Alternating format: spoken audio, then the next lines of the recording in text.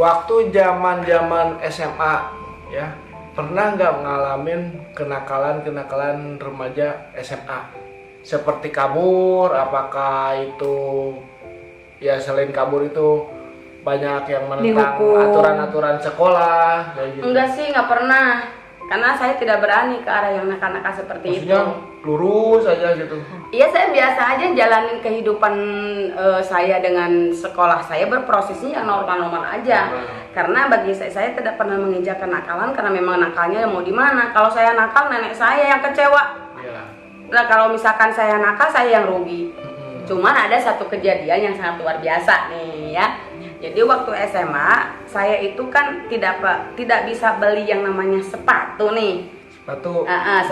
Kebetulan kan bibi saya itu kerjanya di daerah Cibaduyut tuh waktu itu. Nah, kalau saya punya sepatu itu, kalau yang namanya udah ganti tahun kan, mau ganti barang tuh ya. Pasti ada yang namanya kebijakan dari reject ya. Bukan reject, jadi sisa-sisa barang yang tidak terjual dari setiap tahun. Cuci gudang lah. Cuci gudang. Nah, waktu itu saya dibeliin pentopol tuh ya, pentopol dengan 3 cm. Nah, itu memang mungkin dari dulu suka gayanya seperti itu. Kalau saya kebetulan pas ada barang, pas saya suka, saya pakai dong. Nah, kebetulan adalah teman-teman saya yang jahil, yang bilang bahwa kita lah artis, bahwa kita lah adalah Erni itu artis yang bla bla bla bla bla bla gitu. Saya anggap itu sebagai ya untuk hiburan mereka saja lah, menghina saya. Karena mereka tidak tahu bahwa latar belakang saya sepahit apa, keadaan saya separah apa.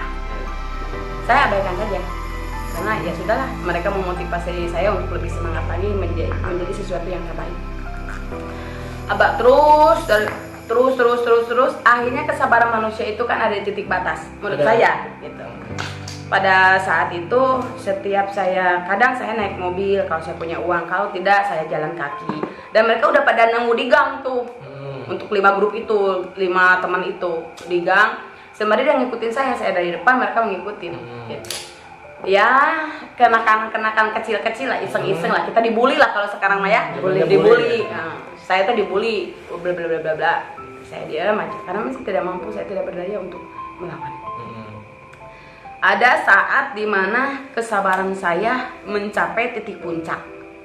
Saya nyampe di kelas dan dia berdiri di pintu sembari bersandar ke tembok ya. Itu dia terus menghina saya. Saya simpan buku, saya simpan tas, dan saya siksa dia. Siksa? Maksudnya? Saya berkelahi. Saya berkelahi tapi tidak ada tonjok-tonjokan. Cuma saya jambak aja rambutnya. Saya jambak rambutnya, saya bawa dia ke lapangan. Tanpa perlawanan itu? Ya mau gimana dilawan, karena yang namanya rambutnya saya jambak terus.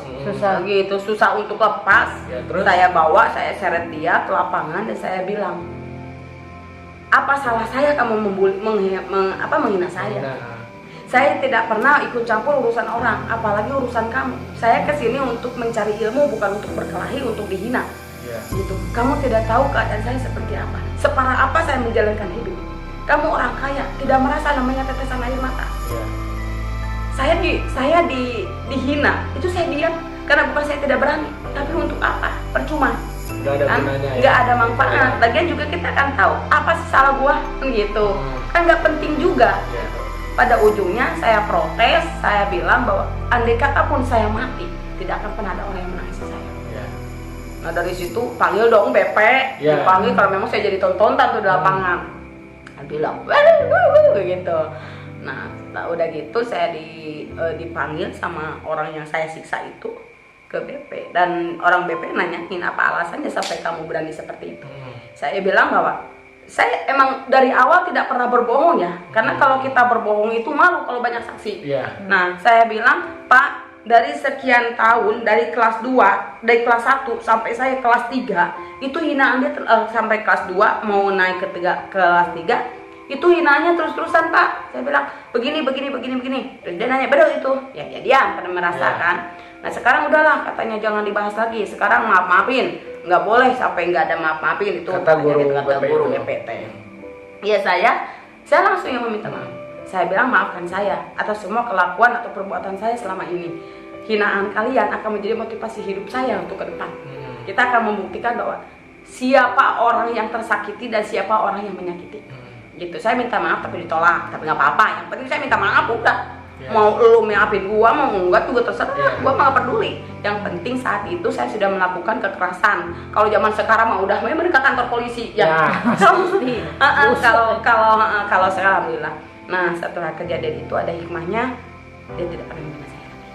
Tapi ke orang tua nggak ada yang lapor, nggak panggil, nggak ada yang nyampe. Karena saya tidak pernah nakal ya. Yang saya lakukan itu karena pembelaan diri gitu. Jadi dimaklum. Jadi dimaklum. Karena memang kan mungkin guru juga melihat kita ya, melihat murid-muridnya seperti apa. Ada yang nakal, apa ada yang gimana kan gitu. Maksudnya gini, ada info enggak? Nggak ada. Sekalipun ada info ya, karena saya kan bukan orang tenar ya, orang tua saya bukan orang tenar. Jadi ya anggap aja mungkin itu sebuah pembelajaran hidup gitu. Jadi saya tuh berani bertindak, berani melakukan. Karena kalau saya merasa bahwa saya benar dan saya ingin membela kebenaran itu, apapun resikonya saya akan membuktikan bahwa saya benar. Nah kalau misalkan saya salah, saya langsung meminta maaf.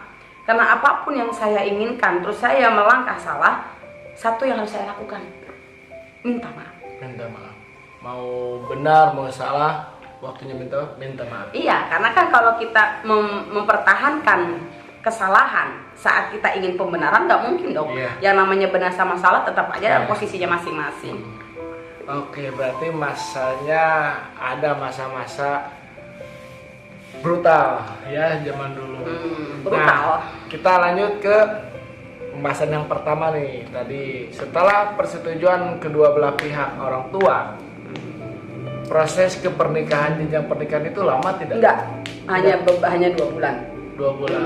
Terus hanya 2 bulan, terusan saya bilang juga sama mertua saya bilang kalau misalkan saya nikah sama anak bapak, saya nggak punya apa-apa. Saya nggak bisa mengadakan persyaratan sebuah perkawinan. Itu.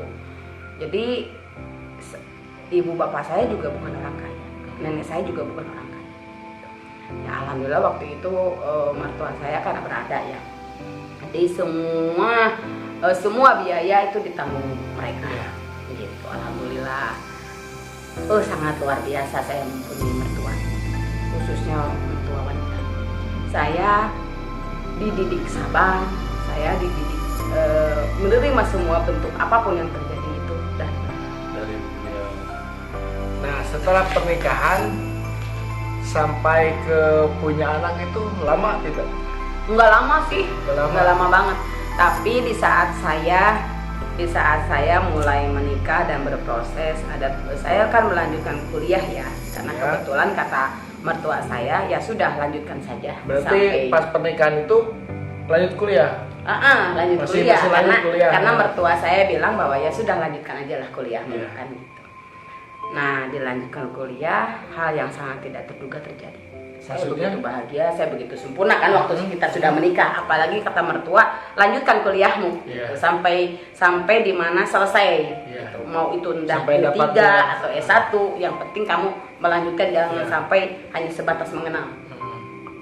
Tapi setelah saya berproses, saya sudah menikah, ada seseorang yang datang kepada saya waktu itu. Pagi-pagi masih ingat di hari apa ya, lupa lagi masalah harinya. Ada seorang wanita yang datang kepada saya mengaku-ngaku bahwa dia pacarnya suami saya. Kaget dong, karena kebetulan waktu itu suami saya lagi masuk tuh bagian pagi. Kalau saya nanti bagian sorenya. Ada jam mata kuliahnya. Gitu. Saya bilang mau apa? Maksudnya apa? Nemuin suami saya. Dan dia bilang bahwa dia itu pacarnya suami saya kan gitu. Dan dia akan mengatakan sesuatu tanda kutip ya. Dan saya tidak mau tahu. Ya saya susul lah. Suami saya itu susul di kampus karena dekat. Saya bilang, Mas itu ada orang yang cari. Gitu kan. Gini-gini. Siapa? Nggak tahu. Siapa? Cewek ya. Gitu. Nah, saya biarkan dong mereka ngobrol. Saya tidak mau tahu urusan mereka karena mereka itu bersama sebelum dengan saya. Saya tidak peduli dengan masa lalu mereka lah. Nah begitu akhirnya mereka bertengkar. Karena bertengkarnya agak sedikit heboh. Saya sebagai seorang istri pengen tahu juga akhirnya ada apa, dan ternyata ada sesuatu hal yang mungkin saya tidak bisa bercerita di sini. yang ya mungkin sangat-sangat sekali menyakitkan buat saya kalau saya ceritakan. Nah setelah itu saya memberikan pilihan kepada suami saya saat itu. Saya bilang, kau memilih aku atau kau memilih dia gitu. Kalau misalkan kau memilih dia, saya ikhlas Ya. karena dia hadir sebelum saya. Dan kalau kamu mencintai saya karena pelarian, kamu salah. Saya bilang, saya tidak membutuhkan pelarian, saya membutuhkan kepastian. Kalau sekarang saya sudah ditikah, itu kepastian dong, saya sudah dapat jodoh. Walaupun nanti suatu saat nanti saya menjadi status janda, itu takdir saya. Ya. Tapi disayangkan, suami saya memilih saya dan dia mengatakan bahwa itu di masa lalu. Dan ada beberapa kesalahan yang wanita itu buat yang tidak bisa dimaafkan. Ya. Nah, saya juga ke kamu bukan pelarian, tapi saya cinta kepribadian kamu, saya cinta keberanian kamu, dan saya cinta sisi terburuk. Ya sudah, begitu. Terus berarti si cewek itu pacarnya zaman dulu ya, pacarnya suami teteh itu udah tahu bahwa posisi teteh itu udah menikah. Ya jelas tahu lah, karena yang namanya si mantan pacar suami saya itu kan anak-anak buahnya mertua saya. Anak buahnya Dari mertua saya. oh pantesan ya. Nah setelah kejadian itu suami teteh memilih teteh, kehidupannya kembali normal dan si cowok itu tidak nengok lagi atau gimana? Enggak lah, yang namanya mantan kali, apalagi udah lihat si mantannya nikah kan sakit juga kali kan masalah itu mah. Ya kalau sekarang kan teteh seorang paranormal nih ya, yang tahu tentang masalah kegaiban seperti itu. Nah ilmu paranormal teteh itu didapat dari mana sih? Apakah teteh punya guru atau bawaan lahir atau dari ilapan orang-orang terdahulu atau gimana? Nah kita kembali ke awal, dimana saya menjadi seseorang yang seperti ini itu berawal dari yang namanya pertengkaran tadi teh, Pertengkaran gitu. Antara mantan dengan suami, mantan dengan pacarnya, gitu. Nah dari situ memang ada beberapa hal yang di luar nalar ya. Dari situ saya mendadak sakit. Mendadak sakit. Mendadak sakit. Setelah, karena memang saya kebetulan saat itu lagi dalam keadaan hamil 1 bulan ya. Gitu. Jadi saya berpikir bahwa lumrah lah kalau saya melihat sesuatu gitu kan. Terus kalau misalkan menjelang malam ada rasa takut yang berlebihan, terus ada sesuatu yang saya dengar, pokoknya berbagai hal. Nah sampai mertua saya bilang sama mertua bahwa saya itu tidak wajar sekarang. Karena apa? Karena saya merasakan perbedaan dari yang namanya kehidupan saya yang dulu sampai yang saat ini. Nah waktu itu nggak ngerespon tuh mertua saya, karena memang kamu lagi kandungan ya pasti biasa lah karena bawaan bayi kan, bawaan bayi. Nah sudah, udah beberapa hari terus seperti itu, saya nggak bisa tidur siang malam, saya nggak bisa tidur. Akhirnya saya masuk kuliah, di situ saya merasa ada sesuatu yang melempar saya ke belakang. Dan saya duduk kan di kursi sembari saya ke depan kan, karena memang dosen saya lagi membahas tentang apa ya waktu itu, lupa lagi lah masalah ekonomi ya. Pokoknya sangkut paut dengan mata kuliah. Nah saat itu saya duduk, saya melihat dan saya itu terlempar ke belakang. Duduk tanpa ada dorongan, langsung iya terlempar ke belakang gitu, seperti ada orang yang mendorong tapi nggak ada siapa-siapa. Akhirnya kan si dosen berkata, kamu itu sakitnya nggak wajar, kamu tolong cari orang yang bisa kan gitu. Karena yang saya lihat kamu terlempar dari belakang seakan ada sesuatu hal. Saya bilang dong ke mertua, dan waktu itu juga mertua agak sedikit aneh. Akhirnya ya saya bukan musik ya, saya bertanya itu ada apa dan apa, dan itu lewat ya silent. Nah udah seperti itu, udah semakin parah tuh sakit saya. Semakin parah ya. Bukan semakin sembuh, semakin parah. Semakin saya tidak bisa kontrol diri saya. Setiap saya berdiri pingsan, setiap saya berbicara dengan siapapun nggak nyambung. gitu. Jadi ada begitu banyak hal. Nah, sampai detik di mana mertua saya mendatangkan paranormal khusus orang Subang, dan dia mengatakan bahwa ini bukan penyakit bawaan anak, tapi penyakit yang dibuat. Maksudnya dibuat itu guna-guna atau Dibuat gimana? ya mungkin walau alam ya, Ya. yang penting yang dibuat orang aja gitu. Ya. Karena dan beliau mengatakan bahwa siapa yang kamu sakitin sampai bisa melakukan seperti ini. Nah, saya tidak bisa menyalahkan siapapun, dan saya mengatakan bahwa apapun yang saya jalani dan saya rasakan saat ini karena mungkin ujian saya berumah tangga. Iya. Dan saya minta kepada Allah, dan saya minta pula bantuan kepada paranormal tersebut. Saya pengen sembuh, kan gitu. Dan saya terus dengan begitu banyak persyaratan, tapi tetap tidak ada sembuh. Tidak ada sembuhnya. Tidak ada sembuhnya. Terus setelah itu? Semakin menjadi yang akhirnya saya tidak bisa kuliah karena memang konsen saya terbagi. Ya. Saya jadi kalau ada dosen dosen menerangkan saya tidak masuk. Terus kalau manusia bertanya saya tidak jawab. Karena ada begitu banyak makhluk-makhluk halus yang saya lihat, yang saya dengar gitu. Jadi saya nggak konsen ke siapapun. Akhirnya saya disuruh pulang oleh dosen, dan dia bilang kamu pulang dulu aja karena otak kamu sudah tidak beres nih. Kamu harus pulang, terus kamu harus mengobati diri kamu sendiri. Setelah sembuh kamu baru kuliah lagi. Nah, saat itu saya dibawa pulang dong ke rumah mertua saya. Di situ saya juga ada ajengan.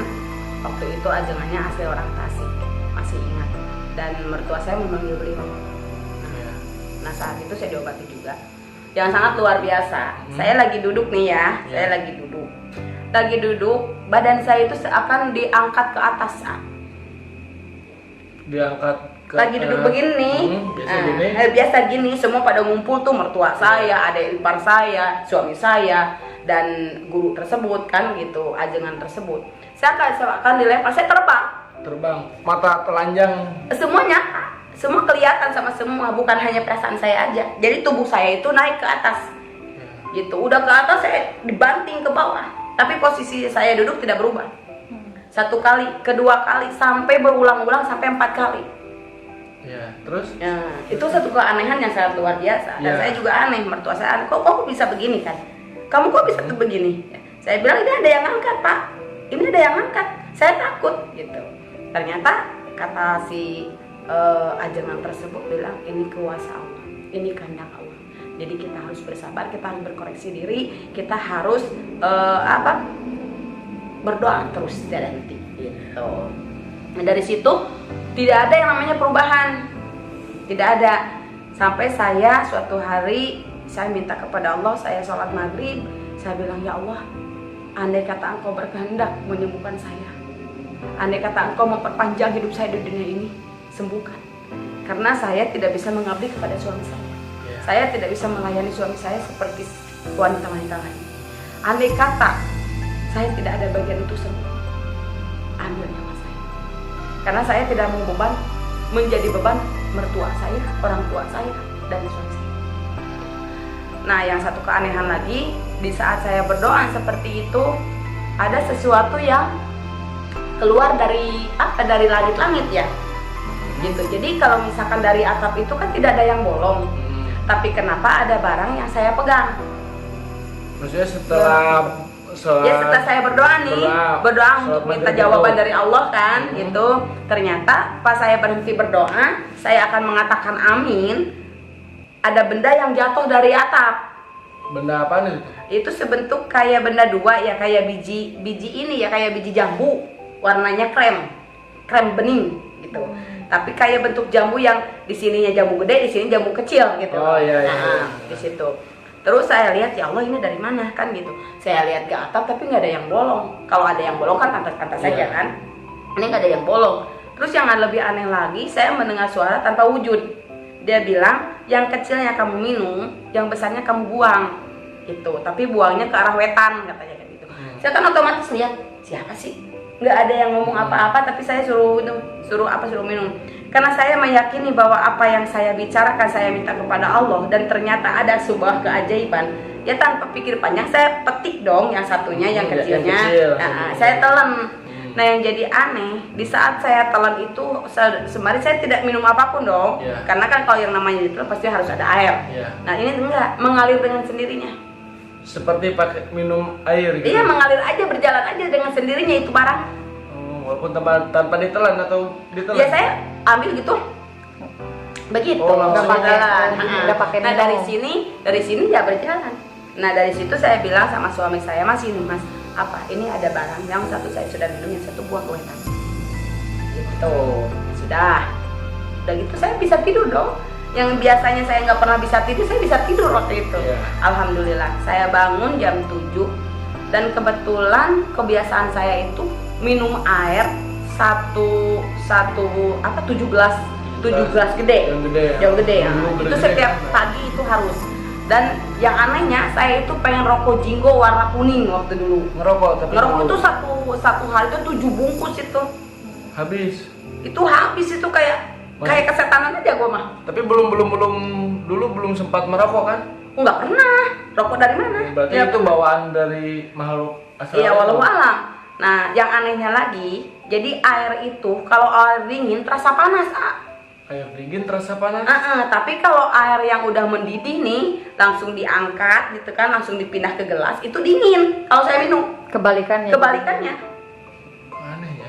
Ya itulah Ngeri. keistimewaannya Nggak Allah, melepuh kan. gitu ya. Jadi Ngeri, anehnya, sumpah. kata mertua saya, kenapa kamu jadi aneh begini? Hmm. Ini panas loh, yang baru mendidih kamu minum, kamu bilang dingin. Nah kalau yang dingin kamu bilang panas, yang nggak tahu. Tapi itu Lidah nggak apa-apa. melepuh. Oh sama, melepuh banget Air dingin itu melepuh. Iya, melepuh banget ini sampai kayak sarjawan parah ini. Tapi saya nggak peduli karena tidak ada rasa sakit di bibir saya, itu nggak ada rasa sakit. Oh. Cuman kata mertua saya, bibir kamu itu udah jontor, bibir kamu itu udah betul-betul sarjawan parah. Jadi nggak bisa. Tapi ya, saya nggak bisa merasakan apapun. Yang saya inginkan hanya air mendidih yang saya rasakan dingin. Tapi saya paling benci yang namanya air dingin yang saya minum jadi panas. Gitu. Nah udah, mertua tidak mempermasalahkan, yang penting kamu sehat aja dan jaga bayimu kan gitu. Karena memang kebetulan anak yang saya kandung itu cucu pertama. Nah setelah itu ada lagi suara yang tanda ujang malam tadi itu. Iya. Katanya kamu pulang ke kampung kamu, temukan laki-laki yang cirinya seperti ini katanya. Itu di sini kamu tidak ada obatnya. Tapi kalau kamu pulang ke kampung kamu dan temukan orang tersebut, itulah obatnya. Iya. Saya bilang lagi dong ke mertua, saya harus pulang ke daerah sana, ke daerah nenek saya. Saya harus cari obatnya di sana, gini. Ya akhirnya saya dianterin dong. Saya diantar sama suami saya, dan di situ saya mulai aneh lagi. Aneh lagi. Saya tidak mengenal orang-orang di ruang lingkup keluarga saya. Maksudnya nggak mengenal itu nggak terlihat atau kayak gimana? Asing aja, jadi nggak nyaman aja kalau saya bersama dengan mereka. Padahal nenek saya tuh sebegitu dekatnya dengan saya, sebegitu sayangnya dengan saya. Itu saya juga nggak kenal, itu loh. Saya juga nggak kenal, saya tidak tahu gitu. Kalau ditanya dan Erni itu ditolak. Saya bilang itu bukan nama Erni saya namanya Erna. Dan saudara saya bilang dong, emang kamu tuh Erni namanya bukan Erna. Saya bilang Erna bukan Erni. Apa arti Erna? Kan saudara saya ngomong gitu. Saya bilang itu air, nah itu ngenah, ngenah teh enak gitu. Jadi Erna tuh artinya air yang enak gitu. Dan saya suka tolak kalau mereka mengatakan Erni, saya tidak lirik. Tapi kalau mereka mengatakan Erni, saya lirik. Dia ada pergantian nama yang saya pun tidak tahu. Nah dari situ saya mencari orang yang ada yang dikatakan makhluk yang kasat mata. Saya tanyakan di sini ada nggak yang namanya si Anu, ciri-cirinya seperti Anu? Ya ada. Nah kebetulan tetangga. Nah terus ngobrol, nenek saya ngobrol dan ternyata akhirnya dikontrol dan ternyata sesuatu hal terjadi. Jadi pas saya ngobrol dengan dianya terpental. Maksudnya ngobrol seperti gitu? Iya nanya gitu kan, apa yang dirasa? Kenapa sampai tidak nyambung bicara? Kenapa dari Erni jadi Erna kan gitu? Nah saya tidak jawab, cuman saya lirik begini. Nah lirik saya tatap dia gitu. Akhirnya dianya lempar ke belakang. Itu nyata. Dia jelas nyata. Iyalah karena saya kan dikumpul lah. Saya kan di ruang lingkup keluarga, otomatis saya sakit, keluarga saya kan pasti kumpul. Nah setelah itu keanehan, tapi orang itu memang salut, dia tidak pernah mundur. Beberapa setiap hari, pokoknya gini, kalau yang jadi anehnya, kalau saya makan nih, dikasih nenek saya makan gitu kan, mau saya makan, udah nyampe sini saya udah nggak sadar, boro-boro untuk dimakan, nggak sadar saya. Nah kalau misalkan terjadi saya makan ditawarin nenek saya di jam 5 sore, saya nanti sembuhnya jam 5 sore lagi. Seharian 12 jam. 20 Lebih, jam. iya. 24 jam. Nanti jam 5 lagi saya baru sadar. Nah dari proses itu seperti ada dua belah jiwa yang beda. Saya tidak mau melakukan seperti ini, tapi saya disuruh seperti ini. Yang akhirnya saya tidak makan, saya tidak minum, saya tidak tidur. Nah itu berprosesnya 1 tahun. 1 tahun nggak makan, nggak minum. Karena kalau kita makan, saya jadi nggak mau dong. Karena saya pengen sadar. Saya tidak mau tidak sadar. Karena kalau saya tidak sadar, semua makhluk yang mereka tidak lihat, saya lihat. Kan akhirnya saya bilang, itu datang, itu kan jadi ribet. Sedangkan ruang lingkup keluarga saya tidak tahu kedatangan mereka. Ya. Nah makanya saya kalau nenek saya menawarkan saya makan, saya nggak mau. Karena apa? Ya karena memang saya tidak mau tidak sadar. Gitu. Nah jadi untuk proses itu nggak makan, nggak minum, Nggak tidur. nggak tidur. Nah Selama kok bisa setahun. sampai kuat seperti itu? Karena kan menurut ilmu biologi itu bahwa manusia itu bisa bertahan tanpa minuman itu 7 hari. Ya, kalau tanpa makanan itu lebih cepat lagi. Itu bisa bertahan selama 1 tahun tanpa makanan minuman itu seperti Itu apa? karena kuasa Allah mungkin ya. Karena kalau kita berpikir dari yang namanya fakta tentang kehidupan mungkin di luar nalar, di luar akal sehat. Tapi itulah yang terjadi dan begitu banyak saksi. Nah setelah itu saya tidak makan, saya tidak minum. Saya pun minum dipaksa banget karena bagi saya di sini sekat, jadi sakit. Ya. Apalagi kalau makan itu udah nggak bisa. Jadi kalau kita makan nih udah masuk, udah nggak sadarkan diri, udah. Nah waktu nggak sadarkan diri, pasti dong ingat. Yang teringat itu apa? Nah, waktu saya tidak Waktu sadar bisa- diri, tidak sadar saya diri. pengen marah. Saya benci, saya pengen ngamuk, saya benci semua ruang lingkup keluarga saya juga benci makhluk yang saya lihat. Semua seakan-akan memprotes gitu, semua seakan-akan menerjang saya, melawan saya, kan gitu. Yang pada ujung ceritanya saya bilang bahwa saya tidak kuat, saya tidak mau melihat kamu dan saya tidak mau melihat kalian. Gitu. Jadi saya seakan-akan jadi orang depresi. Jadi saya berbicara kepada makhluk yang tidak terlihat di saat saya kurang jelas mendengar dari orang yang nyata. Saya ditanya ini, saya nggak pernah jawab karena saya tidak butuh mereka, tidak butuh keluarga saya waktu itu karena saya tidak mengingat mereka. Yang saya dengar adalah kata-kata yang tidak dilihat oleh saudara saya, yang hanya saya yang melihatnya.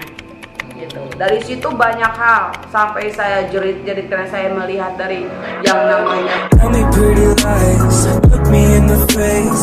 Tell me that you love me.